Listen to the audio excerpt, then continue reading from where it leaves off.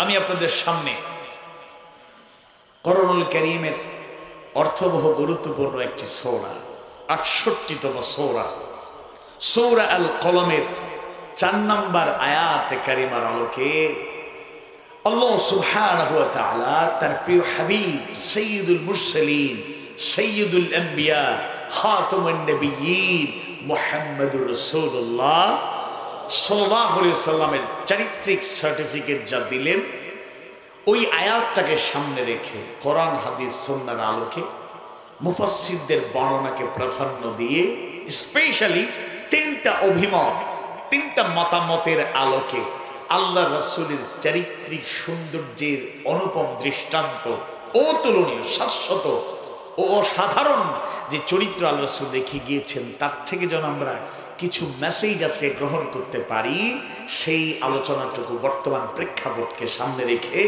বাস্তবতার নিরিখে তুলে ধরার চেষ্টা করব ইনশাআল্লাহ। ওয়া মা তাওফীকি ইল্লা বিল্লাহ। আল্লাহ সুবহানাহু ওয়া তাআলা কোরআন মাজিদ কোরআনুল কারীমের ৬৮তম সূরা, অর্থবহ তাৎপর্যমণ্ডিত সূরা সূরা আল কলমের ৪ নম্বর আয়াতে কারিমায় তার রাসূলের চরিত্রটা কেমন এবং সেটা কত উচ্চ শিখরে আরোহণ করেছে তার সার্টিফিকেট আল্লাহ তাআলা জানায়া দেন। আউযু বিল্লাহি মিনাশ শাইতানির রাজীম। বিসমিল্লাহির রাহমানির রাহিম। ওয়া ইন্নাকা লা'আলা খুলুকিন আযীম।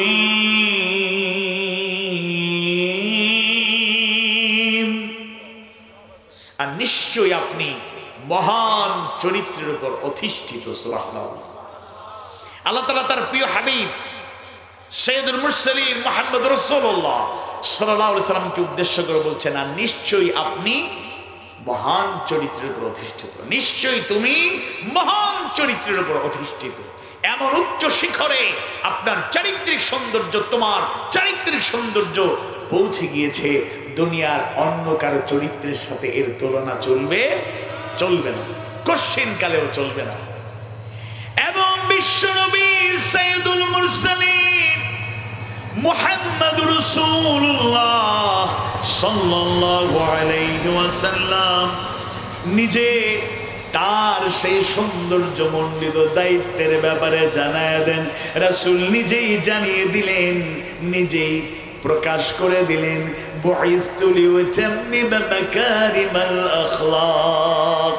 আমি চরিত্রের পরিপূর্ণতা দেওয়ার জন্যই প্রেরিত হয়েছি, আবির্ভূত হয়েছি, সৃষ্টি হয়েছি, পৃথিবীতে এসেছি। আল্লাহু আকবার। তাহলে আল্লাহ তাআলা বলছেন, নিশ্চয়ই আপনি, নিশ্চয়ই তুমি মহান চরিত্রের উপর অধিষ্ঠিত। আর আল্লাহ রাসূল নিজেই বলছেন, বুইসতু লিউতাম্মিমা মাকারিমাল আখলাক।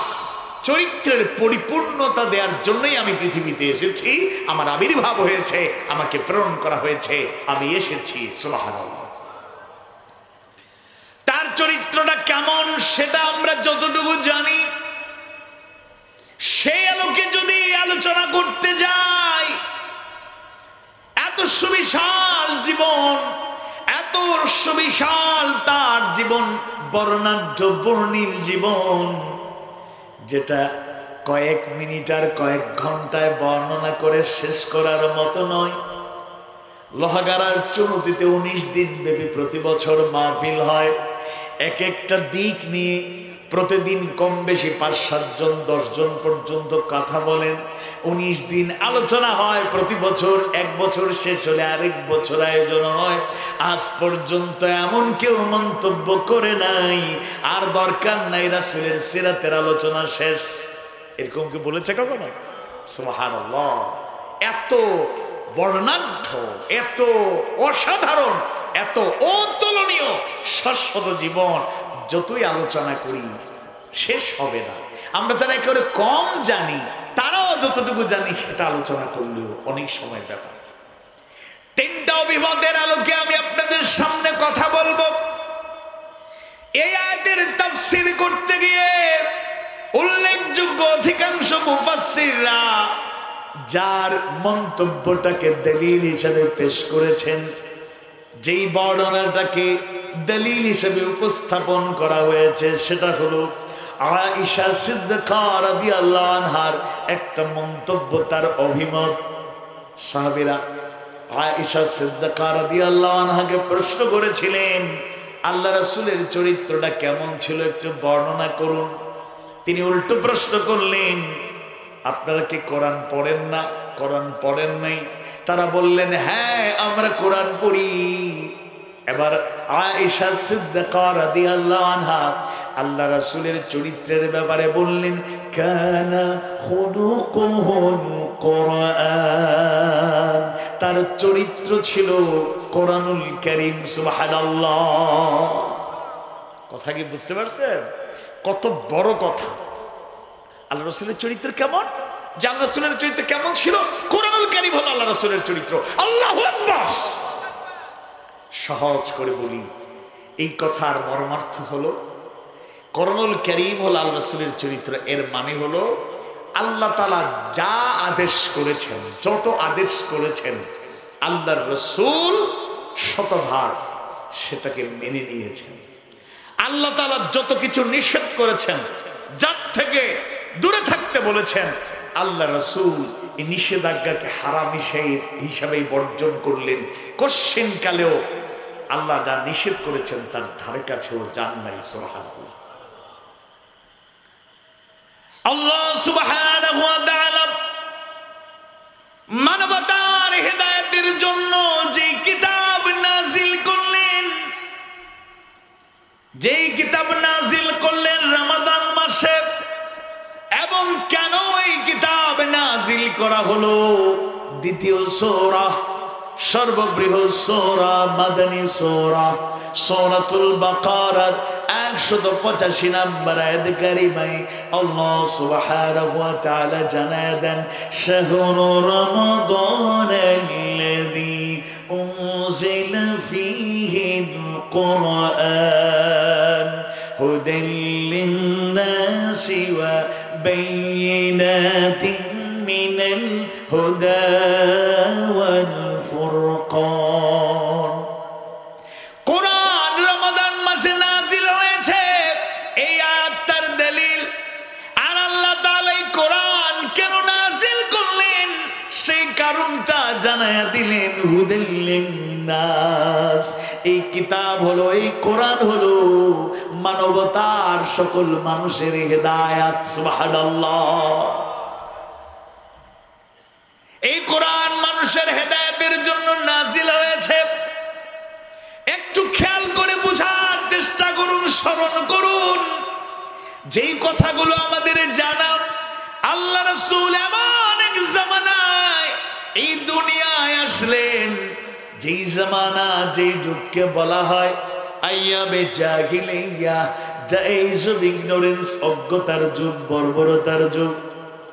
যেই যুগে মানুষের চরিত্র বলতে কিছু ছিল না, আদর্শ বলতে কিছু ছিল না, অনৈতিকতার সায়লাবে সবাই ডুবেছিল। নষ্টামি, ভ্রষ্টামি, চরিত্রহীনতা তাদের নিত্য নৈমিত্তিক অভ্যাস ছিল। মিথ্যা ছাড়া তারা কথা বলতে পারত না, আমানতের রক্ষণাবেক্ষণ করতে পারত না, ওয়াদা কমিটমেন্ট ঠিকঠাক রাখতে পারত না। তারা অশ্লীল ভাষী ছিল, আজে বাজে কথা বলতো, সুন্দর কথা বলতে পারত না। এরা এত নিকৃষ্ট ছিল, বাইতুল্লাহ তাওয়াফ করত উলঙ্গ অবস্থায়, নারীদের কোনো মর্যাদা ছিল না। তাফসীরে কুরতুবী, ইবনে কাসিরের বর্ণনায় পাওয়া যায় আরবের কিছু কিছু গোত্রের বৈশিষ্ট্য ছিল, কন্যা সন্তান জন্ম নিলে এটা তাদের জন্য অপমানজনক একটা বিষয় ছিল। তাই অপমান থেকে, লজ্জা থেকে বাঁচার জন্য তারা মেয়ে জন্ম নিলে জীবন্ত কবর দিয়া দিত। নাউযুবিল্লাহ। ওয়া ইযাল মাউউদাতু সুইলাত বিআইয়ি যামবিন কুতিলাত। সূরা তাকবীরের 8 এবং 9 নম্বর আয়াতে কারিমা তার উজ্জ্বল দৃষ্টান্ত, বাস্তব উদাহরণ এবং বাস্তব দলিল। আরবের এমন একটা অবস্থা ছিল, গোত্র গোষ্ঠীর মধ্যে মারামারি কাটাকাটি লেগেই থাকতো। আউস আর খাজরাজ গোত্রের কথা আমরা জানি, যারা বছরের পর বছর কারণে অকারণে, বড় কারণে ছোট কারণে, বিনা কারণে যুদ্ধ বিগ্রহ করে যেত। যেন তাদের স্লোগান ছিল মাইট ইজ রাইট, জোর যার মূল্যক তার। মারামারি কাটাকাটি ফিতনা ফাসাদ ছিল তাদের নিয়মিত অভ্যাস এবং সাধারণ চরিত্র। সেই যুগে দিগ্ভ্রান্ত পথ হারা, মিসগাইডেড, হেদায়েত বঞ্চিত মানুষদেরকে হেদায়েতের আলোয় আলোকিত করতে নবী হিসাবে, রাসূল হিসাবে এই দুনিয়ায় যাকে প্রেরণ করা হলো মুহাম্মদ সাল্লাল্লাহু আলাইহি ওয়াসাল্লাম, তাকে যিনি প্রেরণ করলেন, কষ্ট করে আওয়াজ বাড়িয়ে বলুন তো তিনি কে? কথা বলে না, তিনি কে? আল্লাহ। আল্লাহ তাআলা তাকে নবুয়তের দায়িত্ব দিলেন। কিভাবে অন্ধকারে ডুবে থাকা মানুষগুলোকে আলোর পথে নিয়ে আসা যায়, কিভাবে খারাপ মানুষগুলোকে উত্তম বানানো যায়, এজন্য গাইডলাইন হিসাবে হেদায়েতের কিতাব কোরআনুল কারীম সুদীর্ঘ 23 বছরে ধারাবাহিকভাবে যখন যে নির্দেশনা দরকার সেই নির্দেশনা জানাইয়া দিলেন।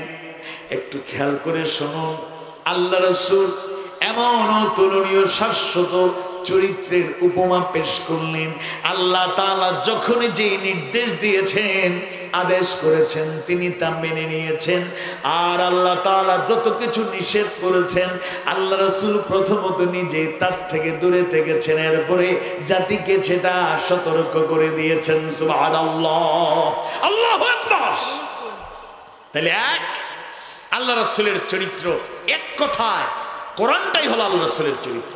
কোরআনটাকে যদি মনে করি থিওরিটিক্যাল কিতাব, থিওরিটিক্যাল গাইডলাইন, তাহলে প্র্যাকটিক্যাল গাইডলাইন মুহাম্মদুর রাসূলুল্লাহ সাল্লাল্লাহু আলাইহি ওয়াসাল্লাম। তার আদর্শকে অনুসরণ করলেই আমরা মুক্তি পেয়ে যাব, কোরআন থেকে হেদায়েত পাবো।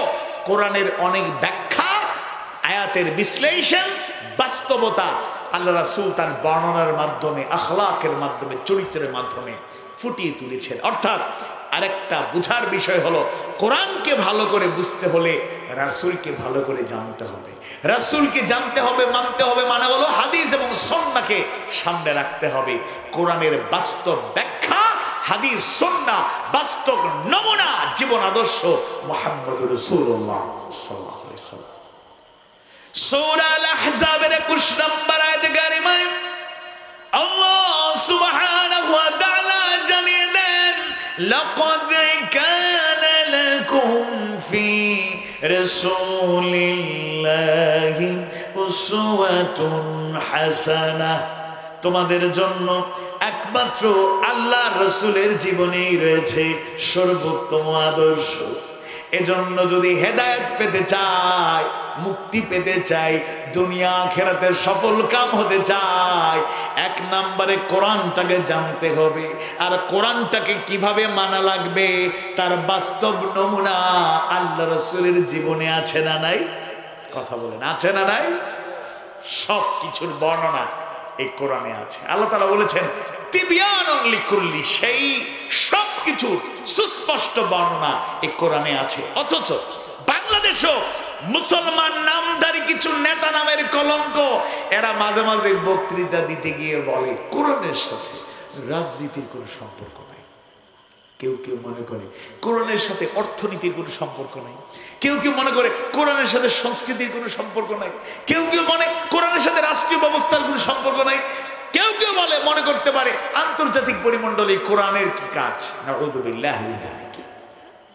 তাদের পরিচয় আমরা দুইটা দিতে চাই। এক, হয় এরা কোরআনকে পড়ে না, অধ্যয়ন করে না, জানে না, মানে না, এরা জাহেল, মূর্খ, দুনিয়ার সকল জ্ঞান অর্জন করেছে, কোরআনের জ্ঞান নাই, যার কারণে কোরআনের অপব্যাখ্যা করে জাতিকে বিভ্রান্ত করতে চায়। তাওহীদ প্রিয় মানুষের এই দেশে 90% মুসলমানের দেশে এটা বরদাস্ত করা যায় না।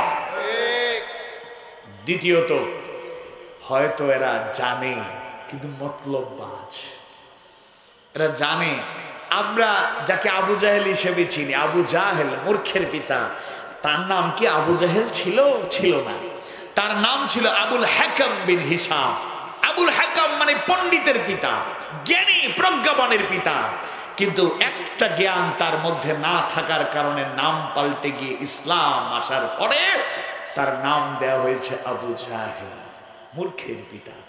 সব জানো, কোরআন জানো না। কোরআনের প্রথম নির্দেশ বিসমিল্লাহির রহমানির রহিম, ইকরা বিইসমি রাব্বিকাল্লাযী খালাক। Read by the name of Allah, name of Rabb who created you. পড়ো তোমার প্রভুর নামে, পড়ো তোমার সৃষ্টিকর্তা যিনি তোমাকে সৃষ্টি করেছেন তার নামে পড়ো। সুতরাং এক, যারা জাহেল এরকম কথা বলতে পারে, আর দুই, যারা জানে বুঝে কিন্তু মানুষকে দিকহারা করতে চায়, কোরআন থেকে সরাতে চায়, হাদিস থেকে সরাতে চায়, সুন্নাহ থেকে সরাতে চায়, আল্লাহ থেকে সরাতে চায়, রাসূল থেকে সরাতে চায়, ইসলাম আর মুসলমানদেরকে সরানোর জন্য, ইসলাম আর মুসলমান থেকে সরানোর জন্য এই প্রপাগান্ডা যারা চালায়, পরিষ্কার বলে দেবো এরকম দুঃসাহস দেখালে পরিণতি ভয়াবহ হবে। মগের মুল্লুক নয়, যার মন যা চাইবে তা বলবেন। আপনি আমাকে গালি দিতে পারেন, আমার ব্যাপারে কটু কথা বলতে পারেন, আবার শুদ্ধ গোষ্ঠী নিয়ে আপনি কথা বলতে পারেন, আমি মাইন্ড করবো না, সবর করব, ধৈর্য ধারণের চেষ্টা করব। কিন্তু আল্লাহকে নিয়ে কটূক্তি করলে, রাসূলকে নিয়ে কটূক্তি করলে, কোরআনের অপব্যাখ্যা করে আপত্তিকর মন্তব্য করলে, হাদিস সুন্নাহ নিয়ে বাজে কথা বললে আপনার বেঁচে থাকার অধিকার এই দুনিয়াতে নাই, বেঁচে থাকার অধিকার নেই। এখন তো ইসলামিক স্টেটে আমরা থাকি না, আমরা আছি মুসলিম স্টেটে। যদি ইসলামিক স্টেটে আমরা থাকতাম, আইন করে তাদেরকে চূড়ান্ত শাস্তি দেওয়া হতো। ভাগ্য ভালো, তবে দিন আসতেছে ইনশাআল্লাহ, আলামত ভালো আছে। আল্লাহ যদি চান আগামীর বাংলাদেশ কোরআনের আলোয়, হাদিস সুন্নাহর আলোয়, ইসলামের সৌন্দর্যের আলোকেই পরিচালিত হবে ইনশাআল্লাহ। আপনারা চাইলেও ইনশাআল্লাহ, না চাইলেও ইনশাআল্লাহ, আলামত ভালো, আল্লাহ তাআলা কবুল করুন, আমিন। তাইলে এক নাম্বার রাসূলের চরিত্রের ব্যাপারে মূল কথা, আয়েশা সিদ্দিকা রাদিয়াল্লাহু আনহা যেটা বর্ণনা করলেন সেটি হচ্ছে কানা খুলুকুল কোরআন, তার চরিত্র ছিল কোরআনুল কারীম। সুতরাং আল্লাহর রাসূলকে জানতে চাইলে, বুঝতে চাইলে, মানতে চাইলে, নমুনা হিসাবে গ্রহণ করতে চাইলে কোরআনের গভীরে চলে যেতে হবে, কোরআনটাকে পড়তে হবে, অধ্যয়ন করতে হবে। আর মানার ক্ষেত্রে রাসূলের আদর্শকে উসওয়ায়ে হাসানা হিসাবে যদি মানতে পারি, সফল কাম হয়ে যাবে। এবার দ্বিতীয় অভিমত, দ্বিতীয় দলিল, নিঃসন্দেহে আমরা জানি রাসূল সাল্লাল্লাহু আলাইহি ওয়াসাল্লামের বয়স যখন 40 বছর হয়ে গেল, হেরা গুহায় ধ্যানমগ্ন থাকা অবস্থায় জিবরাইল আলাইহিস সালাম তার কাছে অবতীর্ণ হয়ে গেলেন। তার কাছে ইলমুল ওয়াহির বাণী নাজিল হতে শুরু হলো। সূরা আলাকের প্রথম 5টি আয়াত কারিমা নাজিল হয়ে গেল। বিসমিল্লাহির রাহমানির রহিম, ইকরা বিসমি রাব্বিকাল্লাযী খালাক, খালাকাল ইনসানা মিন আলাক, اقرأ وربك الأكرم الذي علم بالقلم علم الإنسان ما لم يعلم। ইলমুল ওয়াহির বাণী নাজিল শুরু হয়ে গেল। নবুয়তের দায়িত্ব বিশ্বনবী মুহাম্মদুর রাসূলুল্লাহ সাল্লাল্লাহু আলাইহি ওয়াসাল্লামের উপরে চলে আসলো। তিনি অসুস্থতা বোধ করলেন, ঘরে ফিরলেন। খাদিজা রাদিয়াল্লাহু আনহাকে বললেন, জাম্মিলুনি জাম্মিলুনি, আমাকে কম্বল দিয়ে আচ্ছাদন করো, কম্বল দিয়ে আচ্ছাদন করো। তিনি অসুস্থতা বোধ করলেন এবং তিনি খাদিজা রাদিয়াল্লাহু আনহার কাছে তার মনের অভিব্যক্তিটা প্রকাশ করলেন। লাকাদ খাশিতু আলা নাফসি, তিনি খাদিজা রাদিয়াল্লাহু আনহাকে বললেন, আমার প্রাণের ব্যাপারে আমি আশঙ্কা বোধ করছি। খাদিজা রাদিয়াল্লাহু আনহাকে বললেন, লাকাদ খাশিতু আলা নাফসি, হে খাদিজা, আমি আমার প্রাণের নিরাপত্তা নিয়ে আশঙ্কা বোধ করছি খাদিজা রাদিয়াল্লাহু আনহা আল্লাহ রাসূলকে সান্ত্বনা দিয়ে যেই বাক্যটুকু কয়েকটা বাণী কয়েকটা কথা তিনি বললেন, আল্লাহ রাসূলের চরিত্রের অতুলনীয় কিছু দৃষ্টান্ত তুলে ধরে তাকে আশ্বস্ত করলেন। সুবহানাল্লাহ। তিনি যে মন্তব্য করলেন, মা বোনেরা যারা কথা শুনছেন আপনারা শুনুন, এখান থেকে একটা সবক আছে। সেটা হচ্ছে আমরা অবশ্যই স্বামী যারা স্ত্রীদেরকে আগলে রাখবো। রাসূল যেভাবে খাদিজা রাদিয়াল্লাহু আনহাকে ভালোবাসতেন, আয়েশা সিদ্দিকা রাদিয়াল্লাহু আনহা সহ স্ত্রীদেরকে ভালোবাসতেন, মমতা করতেন, এর থেকে আমাদের শিক্ষা নিতে হবে। বেশি করে খাদিজা রাদিয়াল্লাহু আনহাকে আল্লাহ রাসূল কিভাবে ভালোবাসতেন আমরা তার থেকে শিক্ষা নিয়ে স্ত্রীদেরকে যদি ভালোবাসা দিতে পারি, স্ত্রী কোনোদিন আমার ভালোবাসা ছাড়া অন্য কোনো ভালোবাসার কাছে, আকর্ষণের কাছে কোনোদিনও পরাজিত হবে না ইনশাআল্লাহ। আবার মা বোনেরা মনোযোগ দিয়ে শুনুন, স্ত্রীরা হবে স্বামীকে প্রেরণা দেওয়ার এক উজ্জ্বল দৃষ্টান্ত। আমরা তো উল্টা, ব্যবসা বাণিজ্য, চাকরি বাকরি, হতাশা, নিরাশা, দুঃখ, কষ্ট কিছু একটা নিয়ে যদি বাসায় ফিরি এই আশায় যে স্ত্রী সান্ত্বনা দেবে, উল্টা ঘরে ঢোকার পরই অশান্তি বেড়ে যায়।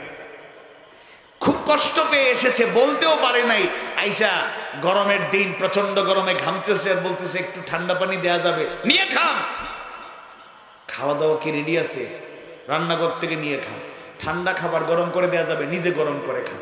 একটু চা খাওয়ানো যাবে, নিজে বানাইয়া খান। এরকম আছে না? নাই? অন্তত পক্ষে সৎকানিয়া নাই, থাকলেও অন্তত পক্ষে উত্তর ঢ্যামসা বড় বাড়ি আশপাশে নাই। কি কারবার? আল্লাহ রাসূল এসে বললেন, লাকাদ খাশিতু আলা নাফসি, হে খাদিজা আমার প্রাণের ব্যাপারে আশঙ্কা বোধ করছি। খাদিজা রাদিয়াল্লাহু আনহা আল্লাহ রাসূলকে কেমন প্রেরণা যোগালেন, এমন কিছু কথা বললেন কিয়ামত পর্যন্ত প্রত্যেক মুমিন মুমিনার জন্য শিক্ষণীয়, এবং রাসূলের চরিত্রের এমন কিছু দৃষ্টান্ত স্থাপন করলেন যেই দৃষ্টান্তগুলো আমরা যদি এই গুণগুলো অর্জন করতে পারি আমরাও দুনিয়াতে অপমানিত হব না, আখিরাতেও আল্লাহ ইনশাআল্লাহ অপমান করবেন না। আল্লাহ কবুল করুন, বলুন আমিন। এবার আসুন খাদিজা রাদিয়াল্লাহু আনহা কি বললেন, তার বলার মধ্যে সান্ত্বনাও আছে, প্রেরণাও আছে, আবার রাসূলের চরিত্র গুণ কি কি কিছু এক্সেপশনাল গুণ, অসাধারণ গুণ এখানে উল্লেখ করা হয়েছে। খাদিজা রাদিয়াল্লাহু আনহা বললেন, কাল্লা, কখনোই নয়, ওয়াল্লাহি আল্লাহর কসম করে বলি, লা ইউখজিকাল্লাহু আবাদা, আল্লাহ আপনাকে কখনো অপমানিত করবেন না। সুবহানাল্লাহ। কাল্লা, কখনোই নয়, ওয়াল্লাহি আল্লাহর কসম করে বলি, লা ইউখজিকাল্লাহু আবাদা, আল্লাহ কখনোই আপনাকে অপমানিত করবেন না। ইয়া রাসূলুল্লাহ, সুবহানাল্লাহ। কেন অপমান করবেন না? এরপরে কয়েকটা গুণের কথা বলেছে, রাসূলের চরিত্রের ব্যাপারে সার্টিফিকেট দিয়েছে।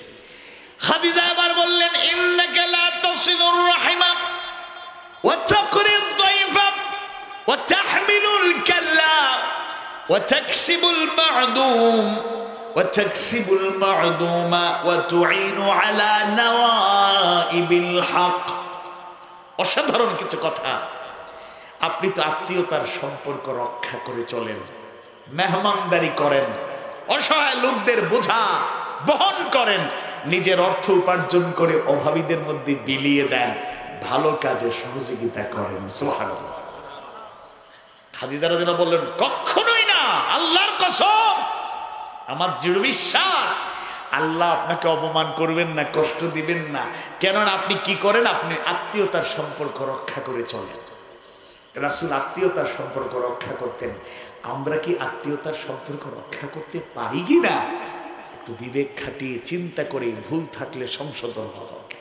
করেন আমরা মেহমান দেখলে মন খারাপ, মেহমান দেখলে মন খারাপ, একদিনের জায়গায় 2 দিন থাকলে কথাবার্তা শুরু হয়ে যায়।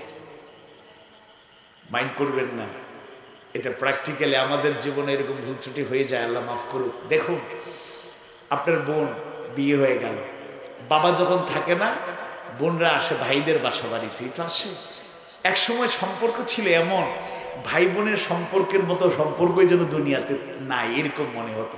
সেই বোনটা বিয়ে হওয়ার পরে যদি ভাইয়ের বাসায় বড় আশা নিয়ে আসে, থাকবে মনে মনে প্ল্যান 1 সপ্তাহ, একদিন যেতে না যেতেই যা শুরু হয় ম্যাডামের কারণে আর বিভিন্ন কারণে, পরের দিন বোনটা কেঁদে কেঁদে ভাইয়া চলে যায়। ভাই কিছু জিজ্ঞেসও করতে পারে না, সে এদিকে যাবে না ওইদিকে যাবে, বোন রে খুশি রাখবে না মিস্টার ওয়াইফ মিসেস ওয়াইফ। সেই যে ম্যাডাম একজন আনছেন আল্লাহর রহমতে, দিনের কোনো বালাই নাই, আদর্শের কোনো মাপকাঠিতে উত্তীর্ণ না, যা মন চায় তাই করে, উনি যেন এক সুতায় বাঁধা। এটা হবে না, এটা কখনোই অ্যাকসেপ্টেবল না। এমনকি অনেক ভাইয়েরাই তাদের বোনকে সম্পদ থেকে বঞ্চিত করে, ঠকানোর চেষ্টা করে। স্বামী তার স্ত্রীকে ঠকায়, স্ত্রী তার স্বামীকে ঠকায়। আমি বলি স্ত্রী আবার স্বামীকে ঠকায় কেমনি? স্ত্রী কি কিছু দেবে নাকি? হ্যাঁ, স্ত্রীও ঠকাতে পারে, যথাযথ মর্যাদা যদি না দেয়, আনুগত্য না করে, কমান্ড না শোনে, ভালোবাসা না দেয়, উল্টা পাল্টা করে, ত্যক্ত বিরক্ত করে, ভালোবাসার বদলে বেশি পীড়া দেয়। সব সময় কিছু আছে, সব সময় খালি আফসোস আর আফসোস। আপনি কি করলেন আমার জীবনে? আপনি কি করলেন? কি দিলেন আমার? অমুক ভাবি আসছিল, কত কিছু বললো, ভাই না চাইলেও এইটা দে ওইটা দে, আপনি তো আবার কিছুই দিলেন না। এরকম নারী মনে হয় এলাকায় একজন। আফসোস, আফসোস, এটা কখনোই কাম্য নয়। অসহায় লোকদের বোঝা বহন করেন, অসহায় লোকদের বোঝা বহন করেন, নিজের অর্থ উপার্জন করে মানুষের মধ্যে বিলিয়ে দেন। দেখুন একটা প্র্যাকটিক্যাল কথা, আল্লাহর রাসূল নিজে সম্পদ কতটুকু ছিল না ছিল আমাদের জানা, কিন্তু খাদিজা রাদিয়াল্লাহু আনহা, খাদিজা রাদিয়াল্লাহু আনহার সাথে যখন বিবাহ হয়ে গেল, খাদিজা রাদিয়াল্লাহু আনহা ছিলেন আরবের অন্যতম শ্রেষ্ঠ ধনী বড় ব্যবসায়ী, হিসাবের ব্যবসায়ী, টপ র্যাঙ্কিং এ ছিলেন। যেই সম্পদ খাদিজার ছিল আল্লাহ রাসূলের কাছে তিনি সুপর্দ করলেন, আপনার মতো করে আপনি ব্যবসা করুন, টাকা পয়সা যেভাবে ইচ্ছা আপনি ব্যবহার করুন। আল্লাহ রাসূল জমা করে রাখেন নাই, তিনি এই টাকাকে কেন্দ্র করে, রাসূল কিন্তু ব্যবসায়ী ছিলেন, ছোট্টবেলা থেকে চাচার সাথে ব্যবসা করে করে অভ্যস্ত এবং নিজেও ব্যবসা করতেন। তিনি যদি এই ব্যবসা করে টাকা উপার্জন করে ধনী হতে চাইতেন, আরবে তার চাইতে ধনী কেউ থাকতে পারত না। কিন্তু তিনি বিলিয়ে দিয়েছেন, নিজে আবার বলে গিয়েছেন খায়রুন নাস, মানুষের মধ্যে ভালো মানুষ হলো সেই মানুষ মাইয়ানফাউন নাস, যে মানুষের কল্যাণ করে। সুবহানাল্লাহ। আল্লাহ তাআলা সূরা আলে ইমরানের 110 নম্বর আয়াতে কারিমায় জানিয়ে গেলেন, হেদায়েতের বাণী শুনিয়ে দিলেন, কুনতুম খায়রা উম্মাহ, তোমরাই সর্বোত্তম জাতি, উখরিজাত লিন-নাস, তোমাদেরকে মানুষের জন্য বের করা হয়েছে, প্রেরণ করা হয়েছে। মুফাসসিররা বলেন মানুষের জন্য তথা মানুষের কল্যাণের জন্য প্রেরণ করা হয়েছে। সুবহানাল্লাহ। সুতরাং কল্যাণ করে যাওয়া এটা রাসূলের একটা কাজ ছিল, তিনি ভালো কাজে সহযোগিতা করতেন। 3 নম্বর এবং সর্বশেষ যেই অভিমত পেশ করে রাসূলের চরিত্রের কিছু দিক তুলে ধরে আমি আলোচনা শেষ করতে চাই, আপনারা অন্যভাবে নেবেন না। এই অভিমতটা খাদিজারও না, আয়েশা সিদ্দিকা রাদিয়াল্লাহু আনহারও না, ফাতিমা রাদিয়াল্লাহু আনহারও না, আবু হুরায়রা রাদিয়াল্লাহু আনহু থেকে বর্ণিত না, আবার আবু বকর সিদ্দিক, ওমর ইবনে খাত্তাব, ওসমান বিন আফফান, আলী বিন আবি তালিব রাদিয়াল্লাহু আনহুম কোন সাহাবীর না, একজন অমুসলিম দার্শনিকের একটা মন্তব্য। আল্লাহর রাসূলের চরিত্রটা শুধু যে ইসলামের অনুসারী মুসলমানদেরকে প্রভাবিত করে, নো নেভার, নো ডাউট, লা শাক্কা ফি ওয়ালা রাইবা ফি, গোটা মানবতার উপরে তার চরিত্রের প্রভাব। আজও আল্লাহর রাসূলের অনেক চরিত্রের অনেক অনুসরণ অমুসলিমদের মাঝে আছে, অমুসলিমদের মাঝে আছে, আমাদের মাঝে নাই। I am sorry for that, আপনাদেরকে ছোট করছি না। আমাদের যে চরিত্র থাকার কথা, এই চরিত্র আমাদের মধ্যে নাই, দেখা যায় অমুসলিমদের মধ্যে এটা আছে। যেমন শুরুতে বলেছি, জাহিলি জামানার 4টা নেগেটিভ বৈশিষ্ট্য: কথা বললে মিথ্যা বলতো, ওয়াদা করলে রক্ষা করতো না, কমিটমেন্ট রক্ষা করতো না, আমানত রাখলে খেয়ানত করতো, আর কথায় কথায় গালি দিত, ভালো কথা বলতো না। আর রাসূল ছিলেন এর উল্টা, তিনি মিথ্যা জীবনে বলেন নাই। আরবের লোকেরা তাকে বলেছিল, মুহাম্মদ তুমি শুধু মুহাম্মদ নও, তুমি আস-সাদিক, তুমি সত্যবাদী। ব্যবসায়ীরা লেনদেন করে বলেছিল, তার সাথে উঠা বসা চলাফেরা করে, মুহাম্মদ সাল্লাল্লাহু আলাইহি ওয়াসাল্লাম তুমি শুধু মুহাম্মদ নও, তুমি আল আমিন, তুমি বিশ্বস্ত। তার ওয়াদা কোনোদিন খারাপ, কখনোই কমিটমেন্ট ভঙ্গ হয় নাই, আমানত রক্ষণাবেক্ষণ করে চলেছেন, জীবনে কটু কথা কাউকে বলেন নেই। সুবহানাল্লাহ। রাসূলের সেই হাদিস কারো জানা নয়, রাসূল জানিয়ে গেলেন, শিখিয়ে গেলেন। আয়াতুল মুনাফিক যালাতুন, মুনাফিকের আলামত হলো তিনটি। এক নম্বরে ইযা হাদাসা কাযাবা, যখন কথা বলে মিথ্যা বলে। দুই নম্বরে ওয়া ইযা ওয়া'দা আখলাফা, যখন ওয়াদা করে খেলাফ করে, ভঙ্গ করে। তিন নম্বরে ওয়া ইযা তুমিনা খানা, আমানত রাখলে খেয়ানত করে। অন্য হাদিসে রাসূল বললেন মুনাফিকের আলামত চারটা, প্রথম তিনটা ঠিক আছে, চতুর্থটা হলো ওয়া ইযা খাসামা ফাজারা, যখন ঝগড়া লেগে যায় গালি দেয়। ওয়া ইযা খাসামা ফাজারা, যখন ঝগড়াঝাটি লেগে যায় গালি দেয়। গালি দেয় এরকম লোক অন্তত পক্ষে এলাকায় একজন নাই। মুসলমানের সন্তান জবান থেকে গালি বের হয় কেমনে বলেন? এটা কখনোই গ্রহণযোগ্য নয়। তাহলে আল্লাহ রাসূলের চরিত্রের প্রভাব অমুসলিমদের উপর, সকল ধর্ম বর্ণ নির্বিশেষে আপামর জনসাধারণের উপর তার চারিত্রিক প্রভাবটা আজও বিদ্যমান। আজকেও অমুসলিমরা অন্যতম যে কারণে কোরআন পড়ে পড়েও ইসলাম গ্রহণ করছে, আবার রাসূলের জীবনী জানার পর একটু খোঁজ খবর নিয়ে দেখছে এরকম চরিত্র তো আসলেই অসাধারণ। এবং বড় বড় দার্শনিকরা আগেই উক্তি করে গিয়েছেন, ওইগুলো চিন্তা করতে গিয়ে যে যার ভক্ত স্টাডি করে, নিজে রিসার্চ করে দেখে সত্য, এরপর মেনে নেয়, শাহাদা পাঠ করে, কালেমার ঘোষণা দিয়ে মুসলমান হয়ে যায়। এরকম একজন বিখ্যাত গবেষক, বিখ্যাত একজন দার্শনিক জর্জ বার্নার্ড শ, তিনি রাসূলের চরিত্রের ব্যাপারে যে কয়েকটা পয়েন্ট বললেন, শুধু এইগুলোর টু দ্য পয়েন্ট অল্প অল্প কথা বলে আমি শেষ করবো ইনশাআল্লাহ। তিনি বলেছিলেন, as a father, as a teacher, as a lawgiver, as a lawmaker, as a reformer of the society, as a messenger, as a commander, Muhammad sallallahu alaihi wasallam is the superman of the world. Allahu Akbar. তার চরিত্রের কিছু বর্ণনা দিয়ে বলেছে, মুহাম্মদ সাল্লাল্লাহু আলাইহি ওয়াসাল্লাম যেন তেন সাধারণ কোন মানুষ কেউ যেন কখনো মনে না করে তিনি সুপারম্যান, মহামানব। আল্লাহু আকবার। ও মুসলিম দার্শনিক জর্জ বার্নার্ড শ সাধারণ শিক্ষিত না, অনেক উচ্চ শিক্ষিত দার্শনিক। তিনি এক নম্বরে রাসূলের যে চরিত্র বলেছেন, এজ এ ফাদার, পিতা হিসাবে। একটু খেয়াল করলেই বুঝতে পারব, জাহিলি জামানার যেই সব বাবারা কন্যা সন্তান পেলে নিজের সন্তানকে কবর দিতে দ্বিধা করত না, সন্তানরা এত মজলুম ছিল, বিশেষ করে মেয়েগুলো এত অবহেলিত ছিল, যাদের জীবনের অধিকার ছিল না, তাদের কোনো সম্মান মর্যাদা ছিল না। আল্লাহ রাসূল তার জীবদ্দশায় ফাতেমা রাদিয়াল্লাহু আনহা সহ তার মেয়েদেরকে এত ভালোবাসা দিয়েছেন, এত অকৃত্রিম মহব্বতে তাদেরকে আবদ্ধ রেখেছেন, এবং বিদায়ের লগ্নে ফাতেমা রাদিয়াল্লাহু আনহাকে সুসংবাদ দিয়ে গিয়েছেন, মাগো তুমি, আমি চলে যাওয়ার পরে তুমিও আমার কাছে চলে আসবে, দুনিয়া ছেড়ে চলে যাবে, আর জান্নাতে তুমি থাকবে।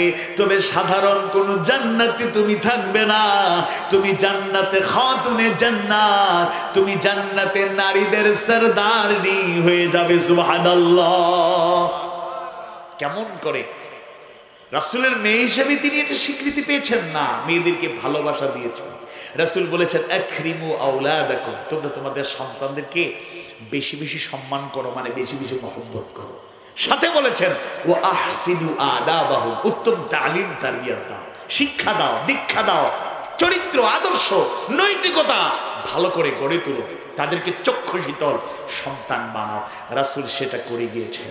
আর যেই মেয়েরা এত অবহেলিত ছিল, এই মেয়ের জাতিটারে একটু সম্মানিত করে মায়ের জাতি হিসেবে, আল জান্নাতু তাহতা আকদামিল উম্মাহাত, মায়ের পায়ের নিচে জান্নাতের সন্তানের জান্নাত এই সুসংবাদ জানিয়ে গেলেন। নারীরা প্রত্যেকটা ক্ষেত্রে সম্মান পেয়েছে, স্পেশালি মেয়ে হিসাবে যারা অবহেলিত ছিল, রাসূল শুধু বলেন নাই, আল্লাহর বিধানকে পৌঁছে দিয়েছেন, নিজে আদর্শ রেখে গিয়েছেন, মেয়েদেরকে বেশি মহব্বত করে সেই দৃষ্টান্ত স্থাপন করেছেন। দ্বিতীয়ত, এজ এ টিচার, শিক্ষক হিসাবে তিনি সুপারম্যান। শিক্ষক, কেউ কেউ বলতে পারে মূর্খরা, রাসূল জাগতিক জ্ঞান ছিল না। মূর্খের দল, জাগতিক জ্ঞান তো ভুলে ভরা। আল্লাহ তার প্রিয় পয়গম্বরকে, প্রিয় হাবিবকে দুনিয়ার কোনো জ্ঞানে, ভুলে ভরা জ্ঞানে শিক্ষিত লোকের কাছে শিক্ষা দিতে চান নাই। সরাসরি জিবরাইল আলাইহিস সালামের মাধ্যমে আল্লাহ তাআলা তার সেই জ্ঞানগুলো পৌঁছে দিয়েছেন। সরাসরি আল্লাহ তাআলা শিক্ষক হিসাবে আল্লাহ রাসূলকে গাইড করেছেন জিবরাইল আলাইহিস সালামের মাধ্যমে। সুতরাং বুঝতে হবে, দুনিয়ার ভুলে ভরা জ্ঞান তাকে অর্জন করার সুযোগ দেয়া হয় নাই, বরং এমন জ্ঞান আল্লাহ তাআলা দিয়েছেন, ইলমুল ওয়াহির জ্ঞান, যে কিতাব দিয়েছেন, যালিকাল কিতাব, এটা হলো এমন একটা কিতাব, লা রাইবা ফি, ভুল ত্রুটি থাকা দূরের কথা, সন্দেহ করার মতো একটা বিষয় কোরআনে নাই। সুবহানাল্লাহ। আল্লাহ রাসূল নিজে বলেছেন, বুইস্তু মুআল্লিমান, আমি শিক্ষক হিসেবে প্রেরিত হয়েছি। কেউ কেউ চিন্তা করতে পারে, দুনিয়ার কোনো প্রতিষ্ঠানে পড়েন নাই, কোনো উস্তাদের কাছে পড়েন নাই, এই লোক আবার বলে আমি শিক্ষক। হ্যাঁ, রাসূল এমন শিক্ষক, যার মতো শিক্ষক এই দুনিয়াতে আর কেউ আসবে না, যার ছাত্র এক একজন এই পৃথিবীতে এত অতুলনীয়, কিয়ামত পর্যন্ত একজন সাহাবীর সাথে কোনো মানুষের, যত বড় ওলি আল্লাহ হন, তাদের সাথে তুলনা করা যাবে? কথা বলে না, তুলনা করা যাবে? তার ছাত্ররা, তাদেরকে এমন ভাবে আল্লাহ রাসূল গড়ে তুলেছেন, সাহাবায়ে কেরাম, আল্লাহ আয়াত নাযিল করে তাদেরকে জানিয়ে দিলেন, রাদিয়াল্লাহু আনহুম ওয়া রাদু আন, আল্লাহ সন্তুষ্ট হয়ে গিয়েছেন, তারাও আল্লাহর উপর সন্তুষ্ট। এমন ভাবে তাদেরকে গড়ে তুলেন। আবু বকর সিদ্দিক রাদিয়াল্লাহু আনহুর মতো মহান ব্যক্তি, ওমর ইবনে খাত্তাব রাদিয়াল্লাহু আনহুর মতো ব্যক্তি, উসমান বিন আফফান রাদিয়াল্লাহু আনহুর মতো ব্যক্তি, আলী বিন আবি তালিব রাদিয়াল্লাহু আনহুর মতো অসাধারণ যোগ্যতা সম্পন্ন, দুনিয়া আখিরাতে সর্বশ্রেষ্ঠ মর্যাদা পাওয়ার মতো জান্নাতের সার্টিফিকেট যারা দুনিয়াতেও পেয়েছেন। আর রাদিয়াল্লাহু আনহুম ওয়া রাদু আন, এই আয়াত প্রমাণ করে সকল সাহাবীরা আল্লাহ সন্তুষ্টি পেয়ে জান্নাতে আছেন। সুবহানাল্লাহ। As a teacher, শিক্ষক হিসাবে তিনি সৌন্দর্য শিক্ষা দিয়ে গিয়েছেন। এরপরে দুইটা কথার ব্যাপারে একটু বিশ্লেষণ আছে, মানে ব্যাখ্যা না, একটু মতামত আছে। সেটা হলো, as a law giver, as a law maker. আইনদাতা, আইন প্রণেতা হিসেবে তারা মনে করতো রাসূল আইন প্রণেতা, আইন দাতা না, মূলত আইন দিয়েছেন কি? কথা বল, আওয়াজ বাড়ি বলে, আইন দিয়েছেন কি? রাসূল সেটাকে কার্যকর করেছেন। আইনদাতা মূলত আল্লাহ সুবহানাহু ওয়া তাআলা, আর আইন প্রয়োগকারী হলেন মুহাম্মদুর রাসূলুল্লাহ সাল্লাল্লাহু আলাইহি ওয়াসাল্লাম। তিনি এমন ভাবে প্রয়োগ করেছেন দুনিয়ার ইতিহাসে, তার মতো আইন প্রয়োগকারী পৃথিবীতে আর কেউ আসবে না। এরপরে তার পরিচয় as a reformer of the society, as a reformer of the society, সমাজ সংস্কারে জাহিলি জামানার যে কুসংস্কার ছিল, অপসংস্কৃতি ছিল, নোংরামি, নষ্টামি, বদমাশি, অসৌন্দর্য বিরাজমান ছিল, এই কুসমাজ, এই কলুষিত সমাজটাকে আলোকিত সমাজ করার ক্ষেত্রে রাসূল অনন্য দৃষ্টান্ত স্থাপন করে তিনি শিখিয়ে গিয়েছেন। এরপরে এজ এ মেসেঞ্জার, তিনি দূত, তিনি দাঈ আল্লাহ, আল্লাহর পক্ষ থেকে যখন যে আয়াত পেয়েছেন সেটা জাতির কর্ণ করে পৌঁছে দিয়েছেন। সর্বশেষ একটা পয়েন্ট হলো, as A commander, as a commander, তিনি নিজেই কমান্ডার ছিলেন। অনেকে আছে আমাদের মধ্যে সুবিধাবাদ জিন্দাবাদের স্লোগান দেয়, কদু খাওয়া সুন্নত কয় সুবহানাল্লাহ, মিষ্টি জাতীয় খাবার খাওয়া সুন্নত কয় মাশাআল্লাহ, আলহামদুলিল্লাহ, সুবহানাল্লাহ। টাইমে রাসূল রক্ত দিয়েছেন, এবার চুপচাপ, কথা কয় না। শিয়াবে আবু তালেবে আল্লাহর রাসূল আর সাহাবীরা 3টা বছর কষ্ট করে বন্দী জীবন কাটিয়েছেন। এটাও যে কত বড় সুন্নাত অনেকে বুঝতে চায় না, বুঝলেও আড়ালে আবডালে ফাঁকি দিয়ে চলে যেতে চায়। মক্কা ছেড়ে মদিনায় হিজরত করতে হয়েছে। উহুদের ময়দানে আল্লাহ রাসূলের দান মোবারক শহীদ হয়েছে, মাথা ফেটে গর্তে পড়ে গিয়েছে, রক্তাক্ত হয়েছে।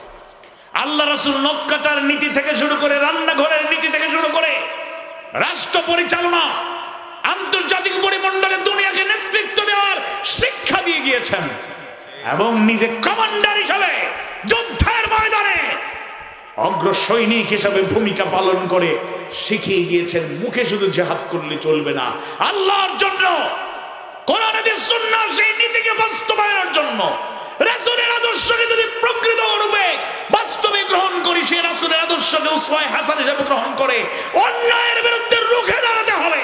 প্রয়োজনে হাসি মুখে ফাঁসির মঞ্চে জীবন দেওয়ার মতো মানসিকতা থাকা লাগবে, রক্ত দেওয়া লাগতে পারে, কারাবরণ করা লাগতে পারে, অপবাদ সহ্য করা লাগতে পারে। দিনের পথের মুজাহিদ যারা হয়ে যায় তারা সামনে এগিয়ে যায়, ভয়ে ভীত হয়ে ঈমান বিক্রি করে দিতে জানে না। আজকে এই মাহফিল থেকে আমি আপনাদের সামনে উদাত্ত আহ্বান রাখতে চাই। 68তম সূরা কালামের 4 নম্বর আয়াতে কারিমায় আল্লাহ তাআলা যে স্বীকৃতি দিলেন, ওয়া ইন্নাকা লাআলা খুলুকিন আযীম, আর আপনি মহান চরিত্রের উপর অধিষ্ঠিত। তার চরিত্রটা কেমন ছিল? আয়েশা সিদ্দিকা রাদিয়াল্লাহু আনহার সেই অভিমত থেকে আমরা জেনেছি কোরআনটাই হলো তার চরিত্র। খাদিজা রাদিয়াল্লাহু আনহার অভিমত থেকে আমরা বুঝতে পেরেছি রাসূলের অসাধারণ কিছু চরিত্র ছিল। তিনি আত্মীয়তার সম্পর্ক রক্ষা করে চলতেন, মেহমানদারি করতেন, মানবতার কল্যাণে নিবেদিত ছিলেন, নিজে উপার্জন করে অভাবীদের মধ্যে এটা বিলিয়ে দিতেন। তিনি মানুষের কল্যাণমূলক কাজ করতেন। আর তৃতীয় অভিমত, একজন অমুসলিম দার্শনিক জর্জ বার্নার্সের বক্তব্য থেকে বোঝা যায় তিনি একজন পিতা হিসাবে, তিনি একজন শিক্ষক হিসাবে, তিনি একজন আইন প্রয়োগকারী হিসাবে, তিনি একজন সমাজ সংস্কারক হিসাবে, তিনি একজন মানবতার মুক্তির দূত হিসাবে, তিনি একজন কমান্ডার হিসাবে প্রতিটি ক্ষেত্রে উসওয়ায়ে হাসানা হিসেবে যে আদর্শ রেখে গিয়েছেন, মুসলিম উম্মাহ যদি এই আদর্শটাকে উসওয়ায়ে হাসানা হিসেবে গ্রহণ করতে পারে, দুনিয়াতে আমরা আবার মাথা উঁচু করে দাঁড়াবো, দুনিয়ার নেতৃত্ব মুসলমানদের হাতে চলে আসবে, আর আখিরাতেও ব্যক্তিগতভাবে আমরা মুমিন হিসাবে নিজেদেরকে গড়ে তুলতে পারবো, সফল কাম হতে পারবো, জাহান্নামের কঠিন মর্মন্তুদ আযাব থেকে পরিত্রাণ পেতে পারবো, জান্নাতের সুশীতল ছায়াতলে আশ্রয় নিতে পারবো ইনশাআল্লাহ।